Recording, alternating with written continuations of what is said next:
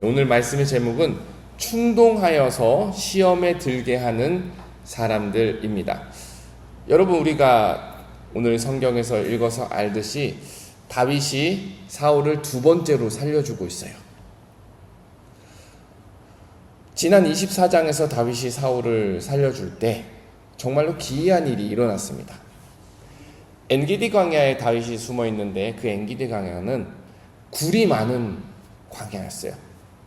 근데 하필이면 사윗이 그 타이밍에 일이 급해가지고, 또 하필이면 사울이 다윗이 숨어있는 굴에 들어가서 용변을 보러 왔다. 이것은요, 사람의 우연이라 할 수 없습니다. 하나님께서 다윗을 그만큼 생각하시고 사울로부터 다윗을 보호하신다라는 증거가 역사로서 나타난 사실입니다. 다윗 또한 하나님의 보호하심을 경험하고, 그리고 누구보다도 하나님의 살아계심을 느끼고 알았기 때문에 오늘 이번에 사울이 다시 한번 다윗을 쫓아올 때에 다윗이 한 번 더 대담한 행동을 합니다. 사울이 다윗을 쫓아왔다는 소식을 듣고 다윗이 숨어버리는 것이 아니라 이번에는 사울의 진영에 몰래 잠입해요. 근데 여러분, 군대를 보면은 기본적으로 군대의 기본은 밤낮이 없어야 돼요. 낮에도 누군가는 깨어 있어야 되고 밤에도 누군가는 깨어서 보초를 서고 불침범을 서야 합니다. 사울이 이끌고 온 군대의 수가 3,000명이에요. 3,000명. 엄청난 규모이죠. 그런데 다윗이 밤에 사울의 진영에 몰래 잠입할 때에 성경에 어떻게 표현하냐면 모두가 잠들었다라고 해요. 한 사람도 깨어있지 않았다라고 해요. 근데 이 표현이 너무나도 신기한 게요, 창세기 2장에서 하나님이 하와를 만들기 위해 아담을 마취시킬 때, 아담을 잠재워가지고 갈비뼈 하나를 끊어가실 때 그 잠재웠다라는 표현이 바로 사울의 병사들과 사울에게 쓴 표현입니다. 한마디로 하나님께서 의도적으로 다윗을 통해 역사하신다, 다윗을 살리시겠다라는 의지를 보이시기 위해서 사울의 3,000명의 군사들을 사울과 함께 잠들어 버리게 했다라는 거죠. 다시 말해 하나님께서는 다윗의 길을 축복하신다라는 거예요. 이렇게 다윗이 사울의 잠자리까지 들어가서 사울이 다윗을 죽이기 위해 가져온 창을 챙기고, 또 사울이 항상 물을 마시는 물병을 챙겨서 나옵니다. 그런데 여기서도 다윗은 사울을 해치지 않아요. 한 가지 기준입니다. 하나님께서 기름 부어 세우신 자를 존중하자. 이것이 다윗의 선함이고 이것이 다윗의 신앙 고백입니다. 저는 오늘 이 본문에서 다윗과 사울 이야기에서 초점을 약간 옮겨가지고 주변 사람들의 이야기를 한번 해볼까 합니다. 여러분, 오늘 본문을 보면은 한 가지 조금 의아하지 않습니까? 24장에서 분명 사울이 회개를 했어요. 눈물로 고백을 했어요. 내 아들 다윗아, 내가 잘못했다. 첫 번째 다윗이 살려줄 때 분명히 사울은 다윗을 인정하고 다윗에게 잘못을 구하고 울고 불고 난리가 나고 그리고 물러갔습니다. 근데 오늘 본문인 26장에 오니까 사울이 다시 다윗을 죽이려고 3,000명이나 뽑아서 오는 거예요. 여러분, 왜 사울이 이렇게 눈물로 회개한 후에도 다시 다윗을 잡으려 했는지, 그러다가 왜 또 사울은 시험에 빠지게 되었는지 참으로 이상하지 않습니까? 물론 1차적으로 사울의 시기심과 미움이 가장 큰 원인이었지만, 저는 오늘 본문 속에서 사울 뒤에서 또 다윗 뒤에서 서로를 충동하여 서로를 시험에 들게 하는 주변 사람들의 오늘 본문을 한번 맞춰보려고 합니다. 첫 번째로 적극적으로 충동하는 사람이 있어요. 10사람들입니다. 26장 1절을 제가 읽어드리겠습니다. 10사람이 기브아에 와서 사울에게 말하여 이르되 다윗이 광야 앞 하길라 산에 숨지 아니하였나이까 하매, 가만히 있는 사울과 가만히 있는 다윗 사이를 충동하는 거죠. 20사람들이 사울에게 쫓아가가지고 다윗 숨어있는 정보를 알려주고 아니하였나이까 하매 라면서 사울의 마음에 불을 붙이는 장면입니다. 근데 여러분, 이 사람들의 이름이 어느 동네 사람들이라고요? 10사람들, 유다 지파 사람들이에요. 다윗과 같은 동양 출신들, 다윗과 먼 친척이지만 한 형제라고 부를 수 있는 같은 지파 사람들입니다. 이처럼 때로는 가장 가까운 사람들이 큰 시험을 주기도 합니다. 분명히 10사람들이 이야기한 것은 사실이지만 그 사실을 통해 가지고 한 사람의 마음에 불을 지펴 가지고 시험에 빠지게 하는 거죠. 사실 교회 가운데서도 시험에 드는 경우가 있는데, 그 경우는 사실을 말할 때에도 시험에 들 때가 분명 있습니다. 거짓말 말할 때만 시험에 드는 게 아니에요. 굳이 말하지 않아도 될 사실을 공동체에게 공공연하게 퍼뜨려 가지고 어렵게 만드는 거예요. 이에 대해서 야고보서 3장 6절은 이렇게 표현합니다. 혀는 불이요 불의 세계라. 작은 혀 한 뼘 한 세치의 혀가 한마디 말을 퍼뜨려 가지고 공동체에 큰 불을 일으킬 수 있다라는 사실이에요. 그러면 목사님, 이 사실을 하나도 말하면 안 됩니까? 사실을 하나도 증거하면 안 됩니까? 그건 아니잖아요. 이 10사람들이 하나님 나라 관점에서 사실을 전하는 것이 아니라 사울 왕조, 세상 나라 관점에서 사실을 전했다라는데 문제가 있는 거예요. 이 사람들은 어떤 심리가 있었을까요? 다윗의 자리를 알려주면서, 다윗의 정보를 팔아넘기면서 무슨 생각을 했을까요? 개인적인 유익이나 인정을 받으려는 속셈이 속에 숨어 있는 것이죠. 마치 가룟 유다가 은 30에 예수님을 팔아넘기면서 자기 배를 불리려 했던 것처럼 10사람들은 아직은 사울이 왕이니까 사울에게 환심을 사서 자기 자신의 유익을 챙기기 위해서 하나님의 사람 다윗을 팔아넘기는 거죠. 사랑하는 여러분, 사실을 말하는 거 굉장히 중요합니다.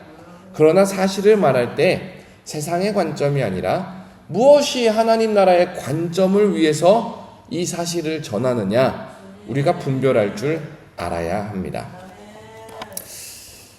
사울의 편에도 충동하는 사람들이 있었다면은 다윗의 편에도 충동하는 사람들이 있었습니다. 아비새입니다. 26장 8절에 보면은 아비새가 다윗에게 이르되 하나님이 오늘 당신의 원수를 당신의 손에 넘기셨나이다. 그러므로 청하오니 내가 창으로 그를 찔러서 단번에 땅에 꽂게 하소서. 내가 그를 2번 찌를 것이 없으리이다 하니. 이 아비새는요, 다윗의 편에 있어서 굉장히 충성된 사람이에요. 다윗이 사울의 진영에 쳐들어갈 때에, 아니죠, 밤에 몰래 잠입해 갈 때에 다윗이 자기 종들한테 이런 말을 합니다. 나와 함께 들어가서 용감하게 갔다 올 사람이 누구냐? 사실 쉬운 일이 아니에요. 3,000명이 지키고 있는 진영에 들어간다는 거 어려운 일입니다. 근데 그때 누가 같이 들어가냐면 아비새가 같이 들어가는 거예요. 굉장히 충성된 사람이죠. 그런데요, 아비새는 다윗에 대한 열심이 지나쳐서, 다윗에 대한 충성심이 지나쳐서 하나님의 말씀대로 이 문제를 해결하는 것이 아니라 자기 열정으로 사울을 한 번에 죽여버리겠다라는 태도를 보입니다. 이 말이 잠깐 다윗을 충동할 수도 있는 말이었어요. 물론 결과적으로 다윗은 이 시험에 빠져들지 않았습니다. 그러나 우리가 생각해 봐야 되는 것이, 충성은 좋은 것이지만 과잉 충성은 참 조심해야 된다라는 거예요. 여러분, 베드로가 예수님에게 충성하는 사람이었어요. 굉장히 예수님을 사랑하고 예수님의 말에 순종하려고 노력했던 사람이에요. 근데 베드로도 과잉 충성할 때가 있습니다. 언제죠? 예수님이 십자가를 지기 위해 잡히려 하시던 날, 그날 밤에 베드로는 예수님에게 인간적인 마음으로 과잉 충성해서 십자가의 길을 가로막았습니다. 그때 예수님께서 베드로한테 하신 말씀이 사탄아 내 뒤로 물러가라. 너는 나를 넘어지게 하는 자로다. 과잉 충성은 신앙의 이름으로 나타나지만 신앙의 길을 넘어지게 하는 사람. 여러분 교회에서 목회자나 어떤 리더를 너무나도 사랑한 나머지 과잉 충성하게 되면요, 하나님의 나라를 보는 것이 아니라 사람을 보게 됩니다. 그러면 신앙의 방향이 왜곡돼요. 신앙은요, 팬의 마음으로 하는 것이 아니라 신앙은요, 하나님의 마음으로 하는 것이 바로 신앙생활입니다. 또 무엇이 있습니까? 야, 결과가 좋으면 됐지. 과정이야 어찌됐건 무슨 상관이냐. 목적만 보고 수단을 잘못 쓰는 사람들, 이것도 과잉 충성하는 거예요. 목적에 너무 과잉 충성하다 보니까 하는 행동 가운데, 일을 진행하는 과정 가운데 하나님의 뜻과 거룩을 다 망쳐버리는 것입니다. 여러분, 선한 의도로 보이는 과잉 충성은 오히려 하나님의 선한 사역을 가로막을 수 있다는 사실을 꼭 기억하십시오. 충성은 좋은 것이로되 인간적인 열정이 지나치게 앞서는 과잉은 안 좋습니다. 과유불급을 우리는 기억해야 할 줄 믿습니다. 세 번째로 사울의 군사들입니다. 앞에 두 사람들은 적극적인 충동자였다면은 사울의 군사들은요, 방관자예요. 무관심하고 무능력하고 무감각해서 죄를 짓는 길을 내버려둔 방관자입니다. 사윗이 사울의 창과 물병을 가지고 진영에서 나왔잖아요. 진영에서 나와가지고 이제 도망가기 좋은 산 꼭대기까지 올라갑니다. 그리고 다윗이 이제 자기가 한 선한 일을 드러내기 위해서, 광고하기 위해서 소리를 질러요. 그러면 산 꼭대기에서 사울의 진영에다가 소리를 지를 때 여러분 상식적이라면 누구한테 소리를 질러야 맞겠습니까? 사울한테 소리를 질러죠. 사울 왕이여, 다시 한번 보세요. 제가 당신을 한 번 더 살려드렸습니다. 이렇게 하는 것이 상식적인데, 오늘 본문에 보면은 다윗이 사울한테 소리를 지르는 것이 아니라 이인자한테 소리를 질러요. 사울의 신하 아브넬에게 소리를 지릅니다. 우리 한번 말씀을 제가 읽어드리니까 한번 보십시오. 자, 13절입니다. 이에 다윗이 건너편으로 가서 멀리 산 꼭대기에 서니 거리가 멀더라. 14절입니다. 다윗이 백성과 넬의 아들 아브넬에 대하여 외쳐 이르되 아브넬아 너는 대답하지 아니하느냐 하니 아브넬이 대답하여 이르되 왕을 부르는 너는 누구냐 하더라. 여기서 아브넬이 뭐라 그래요? 자기가 이인자면서, 자기가 신하면서 뭐라고 해요? 왕을 부르는 너는 누구냐 그래요. 사울의 밑에서 아첨꾼이 되어 마치 자기 스스로를 왕처럼 여기는 아브넬의 모습을 볼 수 있습니다. 다윗은 이 정치적인 역학관계를 다 알고 있었던 거예요. 그러면서 다윗이 아브넬에게 당신도 책임이 있어. 사울이 잘못된 길로 가는데 당신도 죄의 책임이 분명히 있어. 라고 꼬집는 거예요. 무슨 말입니까? 사울이 하나님의 일을 방해하려고 하면은 충성된 신하라면은 그것을 가로막을 수 있어야 되는 건데, 그냥 지켜보면서 사울이 악한 결정을 하도록 방관하고 방조했다라는 사실이에요. 사랑하는 여러분, 우리가 교회에서도 형제가 잘못된 길로 갈 때가 분명 보입니다. 그래서 그것을 위해서 하루, 이틀, 일주일, 한 달 그렇게 기도할 때가 여러분들 분명히 있을 거예요. 근데 그때 우리가 믿음의 말로 가로막지 못할 때가 더 많아요. 왜 그러죠? 괜히 나섰다가 관계만 불편해질까 봐.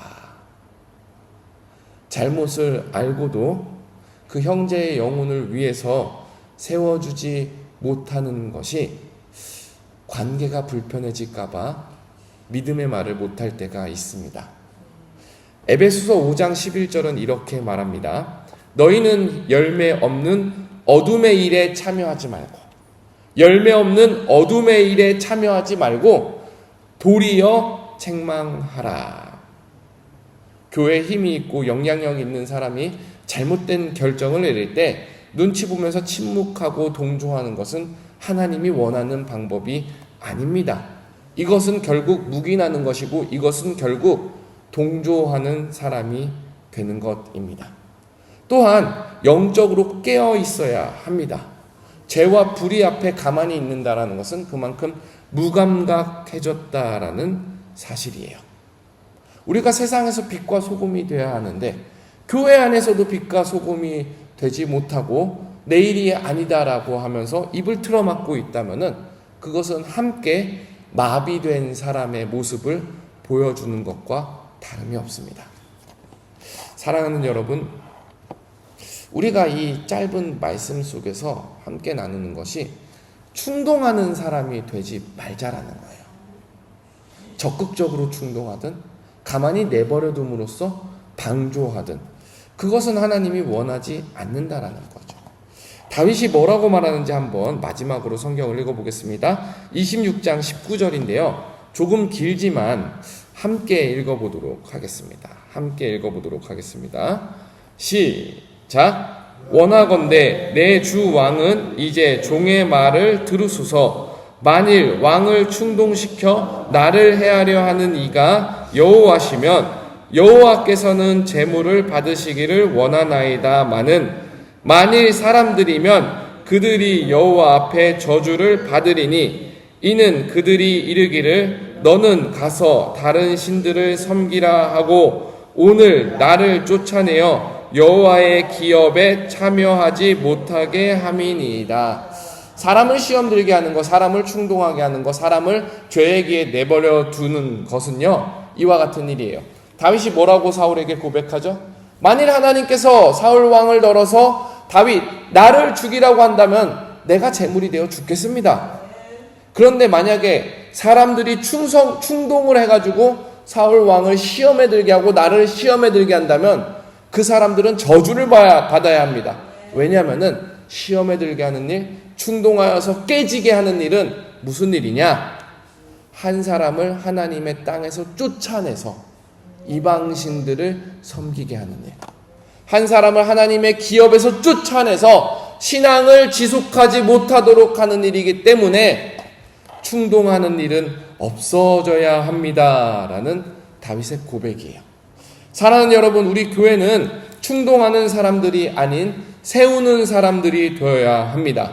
형제를 세우는 말을 하십시오. 사랑과 선행을 격려하십시오. 그리고 그리스도의 길을 따를 수 있도록 옳은 길을 안내하는 사람들이 될 때에 우리는 충동하는 길에서 벗어나 세우는 사람들, 세우는 동역자들이 될 줄 믿습니다. 오늘 기도 가운데 무엇이 세우는 길인지 함께 고민해보는 시간이 되길 축복합니다. 우리 함께 기도하겠습니다.